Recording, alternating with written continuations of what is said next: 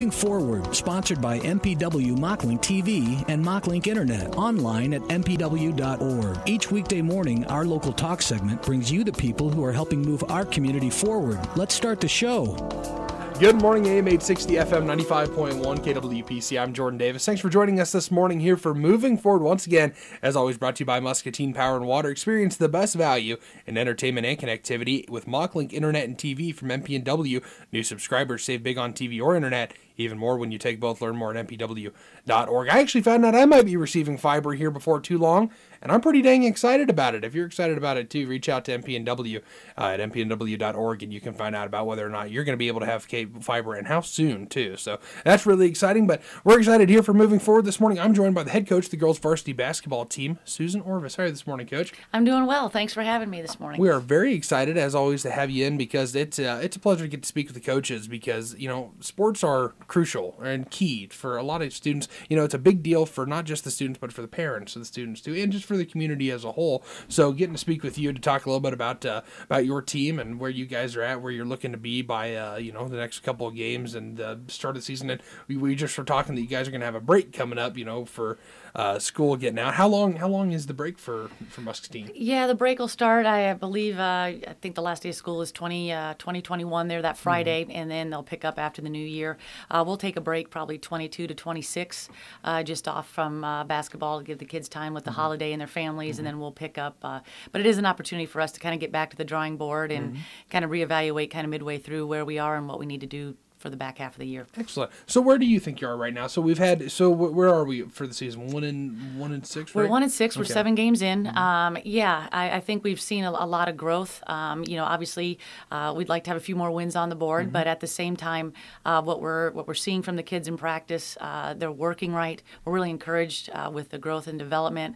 We're starting to see things translate into the games. We're starting to see adjustments. The kids are really playing to the scouting reports. So all the growth pieces that we need to see are slowly starting to come together, and hopefully we're on a bit of an uptick here heading into break. Right, and it's still a lot of season ahead of you because we're running all the way through February.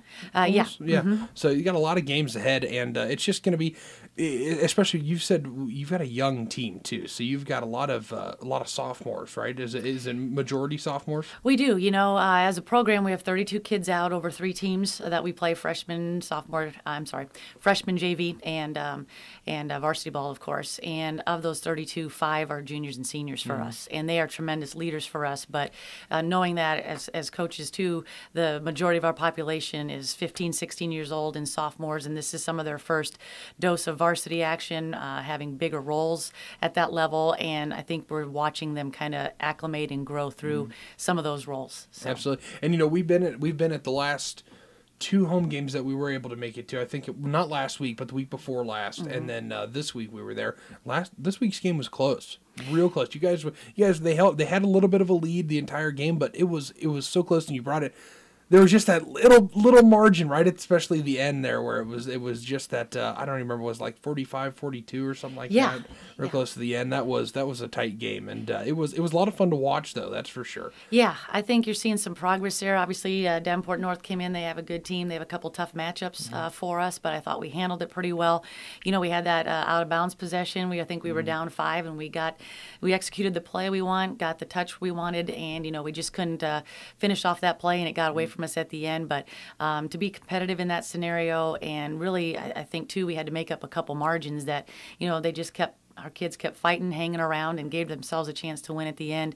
We were very encouraged by a number of things we saw in that ball game. Absolutely, and the Davenport North, they did have some pretty good players, and they had but didn't they have a 6'5" gal on their team too? She was an impressive ball player. Yeah, I give our kids credit. They really played the scouting report well.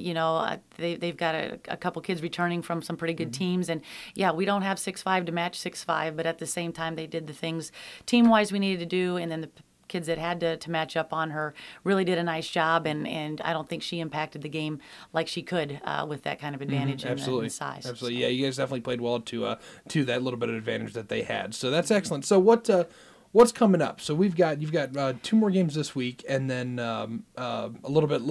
maybe a couple more before the break. Yeah, we do. It's a unique situation. We've got a Friday night at Davenport Central, and I think they're a bit better. It's an older field house, a tough place to play, so we're going to have to play well on the road. And then we turn right back around Saturday and have a 1 o'clock, 2:30 game at City High, who they're top 5 right now. So that will be a tough turnaround for us. But again, a good measuring stick for us. Those are teams we need to play to continue to get better. And as we move forward, those are the teams we have to have on our schedule to get where we want to get. And then we get into the next week, the last week before break. It's finals week too. So that's another thing the kids are going to have going on. But we'll see Bettendorf at home here on that Tuesday. And then instead of a Friday game, they're moving our away game at Burlington to that Thursday, just with the holiday break. And so it gets a little crazy. We go Friday, Saturday, Tuesday, Thursday. But I think at the same time, that's kind of the gauntlet of our schedule, and we've known that.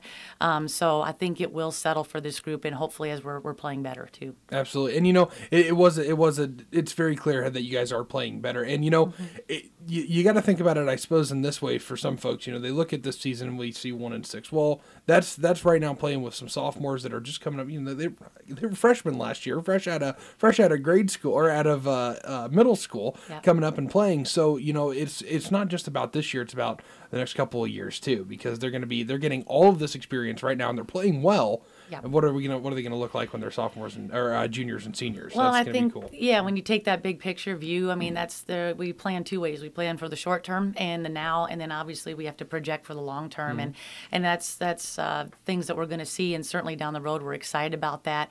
I'm truly excited about how these kids practice, and coaches will tell you you're going to play how you practice, and I think over time, but their practice habits are very, very good. They're high energy.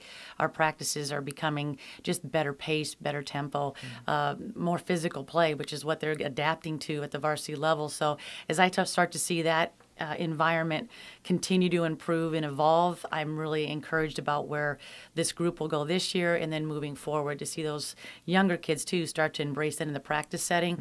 That's only going to mean better and better things, for us overall. Well, that's really encouraging. That's exciting, and we're looking forward to a good rest of the season. All the way. I think we had it on our schedule somewhere here when the last game was that we were actually going to be at, but we're having a lot of fun too, getting to come to your guys' games, because we've been to the last we've been to two of the gals and 2 of the guys, I think. And it's been a lot of fun getting to show all that coverage, because the basketball is a little bit more.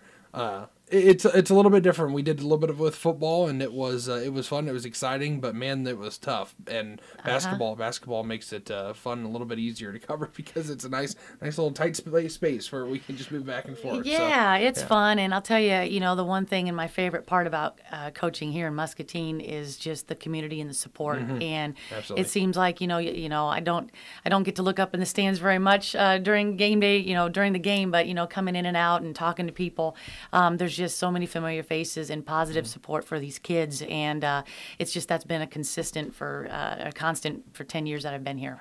That community support, and you see it all on Tuesdays and Friday nights, and it is fun. Yeah, it really is. It's great energy, and it's a great bit of fun. So, anything else you really want folks to be excited about for this season? I just think we continue to see support, but come out and watch. I mean, the one thing about our kids is they're always going to play hard for Muscatine, and the thing I really appreciate about this team is they're young. They play hard. They play together. They are getting better.